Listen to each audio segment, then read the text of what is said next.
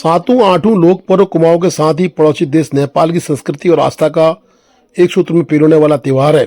संस्कृति और आस्था से जुड़े सातों आठों व गौरा पर्व का आगाज गुरुवार से हो गया था।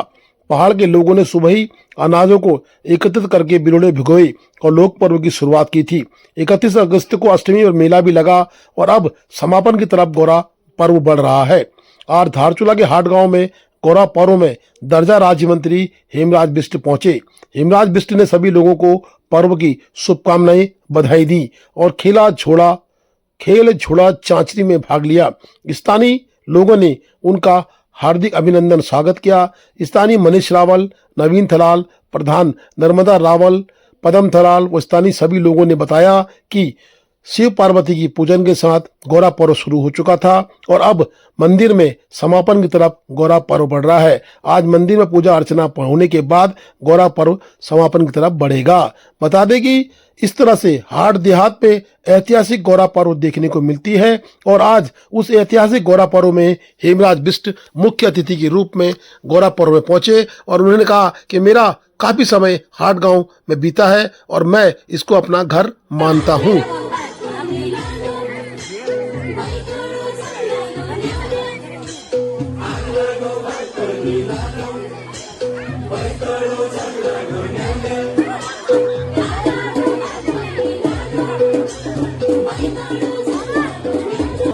सातों आठों का जो पर्व है बड़ा एक ऐतिहासिक पर्व है गौरा का।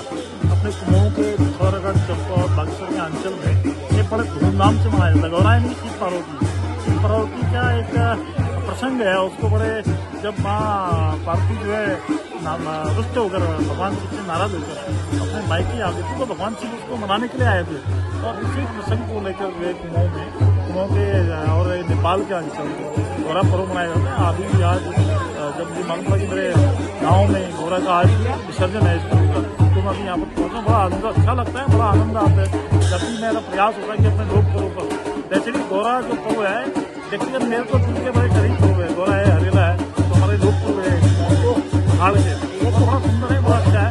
ताकि गाँव के लोग नाच रहे हैं, थोड़ा सा एक उमंग का गौरा पर्व के बाद ही अपने उमंग में एक त्योहार का सीजन होता है, मेले त्योहार का सीजन होता है।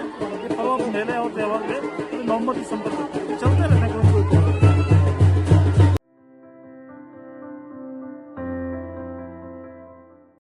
जिलाधिकारी ने दिल्ली बैंड एवं आसपास के सभी स्लाइड जोनों का ग्राउंड जीरो पर निरीक्षण किया। जिलाधिकारी विनोद गोस्वामी ने आज दिल्ली बैंड और आसपास के स्लाइड जोनों का स्थलीय निरीक्षण कर आपदा प्रबंधन हेतु आवश्यक दिशा निर्देश जारी किए।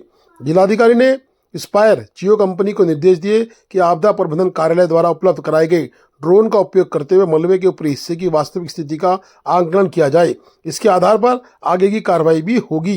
प्रकाश एवं सुरक्षा व्यवस्था हेतु जिलाधिकारी ने यूपीसीएल अधिकारियों को निर्देशित किया कि स्लाइड जोनों के आसपास पर्याप्त प्रकाश व्यवस्था सुनिश्चित की जाए, जिससे रात्रि में भूस्खलन की सटीक जानकारी प्राप्त हो सके। यातायात एवं निगरानी व्यवस्था हेतु पुलिस विभाग को निर्देश दिए कि स्लाइड जोनों के आसपास बैरियर लगाए जाए तथा पीआरडी, होमगार्ड्स और पुलिस कर्मियों की रोटेशन ड्यूटी लगाई जाए। इससे यातायात व्यवस्था सुचारू बनी रहेगी और यात्रियों को असुविधा नहीं होगी। यात्रियों की सुरक्षा हेतु जिलाधिकारी ने कहा कि आवश्यकता पड़ने पर यात्रियों को 11 देवी और एचोली के आसपास अस्थायी रूप से रोका जाए और रुकने की उचित व्यवस्था की जाए तथा सड़क खुलने की सूचना प्राप्त होने पर ही उन्हें आगे जाने की अनुमति दी जाए। वो तो रात को बंद करने का मामला है, रात को बंद करने का तो आप अलग से डिसीजन नहीं लेंगे, लेकिन दिन के टाइम पर जैसे कोई अगर पिथौरागढ़ से चल रहा है चाहिए ना इस जगह पर पब्लिक की इसके आगे ना है। हाँ वो आपके पास नहीं है। देखो मैं हर बार इससे मैं 3 या 4 बार आ चुका हूँ यहाँ। कोई बात एक दो बैरियर यहाँ लगने जरूरी है। उसमें आपके जो ये संस्था है जो जिसको ठेका मिला है उससे 2 बंदे रहेंगे। वॉकी टॉकी है उनके पास? हाँ सर, वो सब मिलते हैं। में लगातार बारिश का इस समय दौर चल रहा है और तेज़ बारिश हो रही है। ये जो नेशनल हाईवे है वो लगातार बारिश की वजह से कई बार स्लाइड आ जा रहा है, कई नए जोन बन गए हैं। तो इसको देखते हुए ज़रूरी है कि यहाँ पर जो प्रिकॉशनरी मेजर्स को लिया जाए। तो इसके संबंध में यहाँ व्यवस्थाएं देखने के लिए आए थे। रोड तो खैर बीच बीच में खुल रही है और ट्रैफिक को क्लियर करा जा रहा है। अभी यहाँ पर कॉशन के तौर पर हम लोग कुछ अतिरिक्त व्यवस्थाएं कर रहे हैं, जिसमें कि इस पूरे एरिया को लाइट लगाने के बारे में, और जो मेजर पॉइंट्स हैं वहाँ पर अलर्ट के लिए जो व्यवस्थाएं करने के लिए अतिरिक्त पुलिस बल और सुरक्षा बल लगाने के लिए, उसके लिए हमने कहा। धन्यवाद।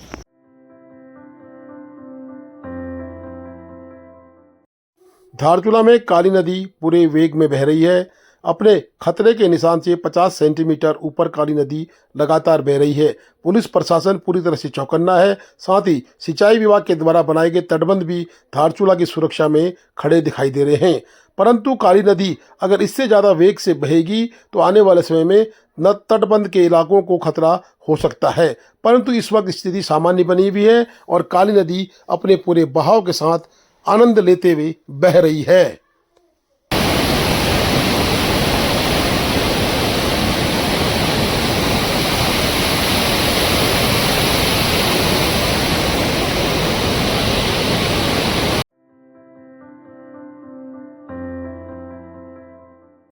31 तारीख से स्लाइडिंग आने के बाद से एनएचपीसी की टनल सुर्खियों में बनी रही।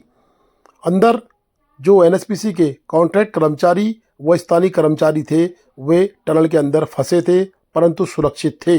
लेकिन कुछ कर्मचारियों को बाहर निकालने के बाद कुछ कर्मचारी अंदर रह गए थे, जिनको प्रशासन के द्वारा एनडीआरएफ एसडीआरएफ के द्वारा 4 दिन के बाद पूर्ण रूप से सुरक्षित ढंग से बाहर निकाल लिया गया।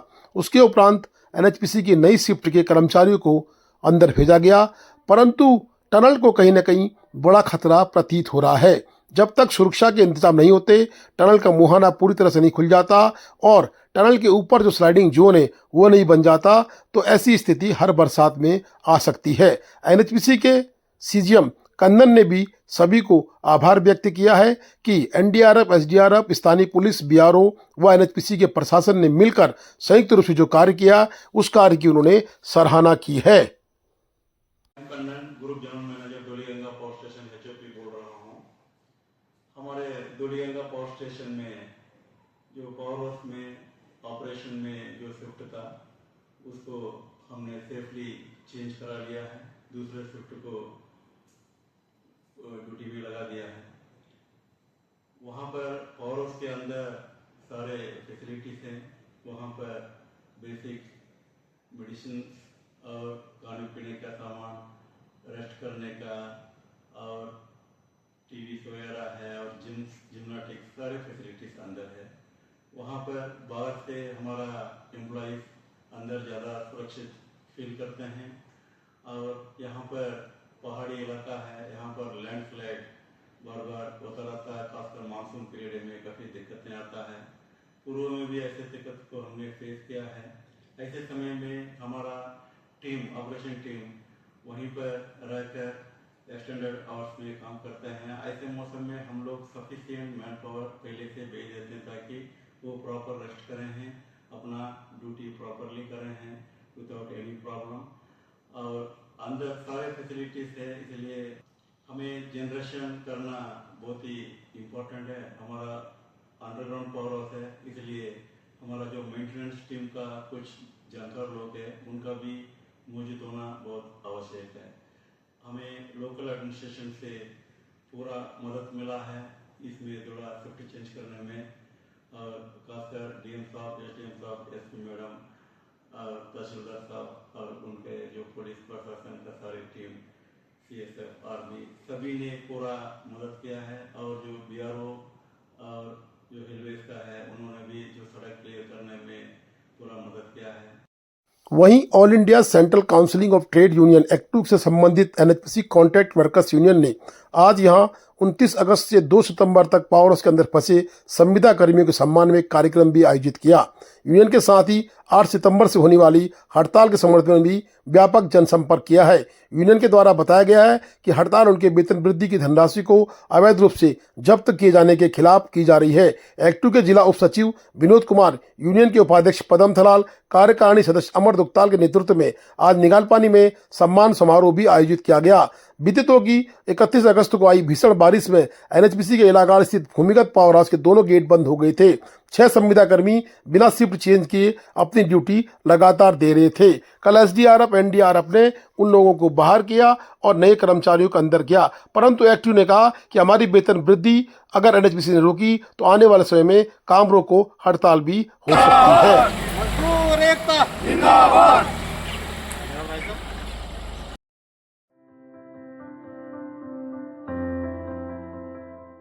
हेली से रेस्क्यू करने की मांग जोर पकड़ रही है। आज समाज सेवी मनोज नंगन्याल ने भी प्रशासन पर उंगली उठाई है और उन्होंने कहा है कि हेली रेस्क्यू करने के बजाय देहरादून भेज दिया जा रहा है और फ्यूल नहीं है, यानी तेल नहीं उपलब्ध होने की बात कही जा रही है, जो न्याय संगत नहीं है। कहना चाहता हूँ 2014 में सबसे पहले मैं ये कहना चाहता हूँ, मैंने किया था हेलीकॉप्टर का मांग इस विधानसभा क्षेत्र धारचूला मुंशियारी के लिए। तो पूर्व के बाद हेलीकॉप्टर हमेशा चलने चाहिए। देखिए रोडों का हालत तो क्या हो रखा है, सबको पता है। दारमा ब्याह 14 का संपर्क टूट रखा है, कई मरीज लोग घर से बाहर नहीं आ पा रहे। हमने भी उनको मैसेज करके ये कहा कि आना जाना मत करो, आप लोग अपने घरों में सुरक्षित रहो। और हेली सेवा यहाँ पर अभी मैं एक बार निरीक्षण करने गया था, हेलीकॉप्टर आया था, देखने गया था तो ये बोलते कि हेलीकॉप्टर में तेल नहीं होगा, हेलीकॉप्टर पिथौरागढ़ चले गया। अरे क्या मतलब बनता है? वो गारंटी हमारी ने चलाना तो सही ढंग से चलवाओ, नहीं तो रोड खुलवाओ। धन्यवाद। ये अभी रेस्क्यू किया है मेरे संज्ञान में है, अभी रेस्क्यू किया है। कोई क्या कहते हैं, कोई मरीज को निकाला है, वो सत्य बात है, रेस्क्यू चल रहा है। मगर मैं ये कह रहा हूँ कि जैसा पहले की तरह ये लोग तेल अवेलेबल रखते थे ड्रम के हिसाब से, उस हिसाब से तेल यहाँ पर पर्याप्त अवेलेबल कराए। और जब तक मोटर मार्केट नहीं खुलता है तब तक हमारी क्षेत्र की जनता को सजग सुविधा दे हेली सेवा। धन्यवाद। खेला के बीडीसी मेंबर महेश वर्मा ने कहा कि 6 घंटे तक रपली के हेलीकॉप्टर ग्राउंड पर मरीज बैठा रहा, लेकिन प्रशासन ने हेलीकॉप्टर नहीं भेजा। उन्होंने प्रशासन पर खड़े आरोप लगाते हुए कहा है कि प्रशासन के जो हेलीकॉप्टर संचालित कर रहे हैं वो कहीं ना कहीं मनमानी कर रहे हैं। प्रशासन ने भी संज्ञान लेते हुए बताया कि हेली रेस्क्यू ऑपरेशन लगातार जारी है। कुछ मिसमैच हो रहा हो तो उप जिलाधिकारी ने कहा है कि मैं स्वयं उसको धरातल पर देखूंगा। रेस्क्यू करना हमारी या मेरी प्राथमिकता है। सरकार ने हमें हेली उपलब्ध कराया है तो सरकार के मानकों के अनुरूप हेली हर बीमार व्यक्ति को रेस्क्यू करने के लिए प्रतिबद्ध है। समय के अनुसार अगर कोई दिक्कत आती है तो उसका निस्तारण किया जाएगा। हेली प्रशासन मुर्दाबाद मुर्दाबाद, हेली प्रशासन मुर्दाबाद मुर्दाबाद। बीमार व्यक्तियों का अत्याचार बंद करो बंद करो बंद करो। हेली प्रशासन मुर्दाबाद मुर्दाबाद। बीमार व्यक्तियों का रेस्क्यू तुरंत करो, आज करो, अभी करो। हेली प्रशासन मुर्दाबाद मुर्दाबाद। आज बड़ा शर्म का विषय है और बड़ा अजीब सा लगता है कि मेरे गांव के जो 3 व्यक्ति थे गंभीर बीमार थे, उन्हें हमने प्रशासन के कहने पे ग्राम खेला के रपली हेल्पएड में लाया और उन्हें लगभग 8 से 10 घंटे इंतजार कराने के बाद प्रशासन ने कहा कि अभी हेली में तेल खत्म हो गया या हेली में कुछ तकनीकी खराबी हो गई है, देहरादून चला गया है, तो जिस कारणवश कल सुबह आएगा। तो इन बीमार गंभीर व्यक्तियों को हम कैसे दोबारा घर ले जाएं, ये सोचनीय विषय है। तो हम प्रशासन से निवेदन करते हैं कि इस प्रकार का मजाक गांव वालों के साथ, जो बीमार व्यक्तियों के साथ करना बंद करें और अगर हो सकता है तो आप रेस्क्यू कराने के लिए तत्पर रहें। अगर नहीं हो सकता तो हमें सूचित कर दें, जिससे हम इन्हें पैदल ही अपने कंधों में डालकर स्ट्रेचर में डालकर धारचूला ले जाएं। महेश वर्मा क्षेत्र पंचायत सदस्य खेला की वीडियो को देखने के बाद उप जिलाधिकारी धारचूला ने खुद स्वयं संज्ञान लिया है और उन्होंने कहा है कि क्या कारण रहा कि खेला हेलीकॉप्टर नहीं पहुंच पाया। मेरे संज्ञान में तो लगातार रेस्क्यू अभियान चलाया जा रहा है और मेरे पास तस्वीरें भी उपलब्ध है। तब भी कोई दिक्कत होगी तो प्रशासन पूरी तरह से उसको निभाएगा। स्वयं आज हेलीकॉप्टर ग्राउंड जाकर उप जिलाधिकारी धारचूला ने मरीजों को रेस्क्यू होने के बाद अस्पताल के लिए भेजा है और खुद जाके देखा है कि क्या बीच में मिसमैच हो रहा है, जिससे कि हेलीकॉप्टर समय अनुसार लोगों तक पहुंच रहा या नहीं पहुंच पा रहा है। इसका भी उन्होंने आज संज्ञान लिया और उन्होंने कहा कि किसी भी गांव के मरीज या बीमार व्यक्ति को रेस्क्यू किया जाएगा। समय के अभाव से अगर कोई दिक्कत आएगी तो उसके लिए वो कुछ नहीं कर सकते, परंतु समय रहते रेस्क्यू अभियान सुचारू रहेगा। सरकार की इस योजना का लाभ हर ग्रामीण को उपलब्ध कराया जाएगा।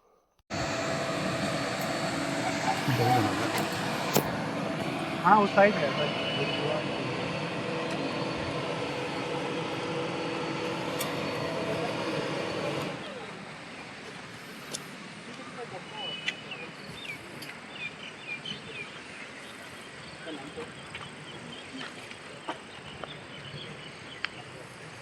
कैसे लगी चोट आपको?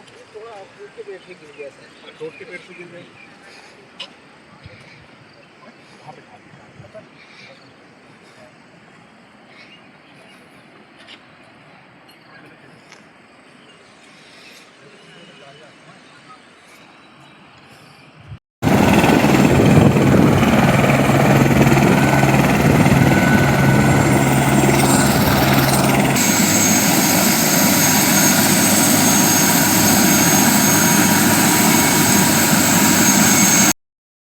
Please do like, share and subscribe DCL News.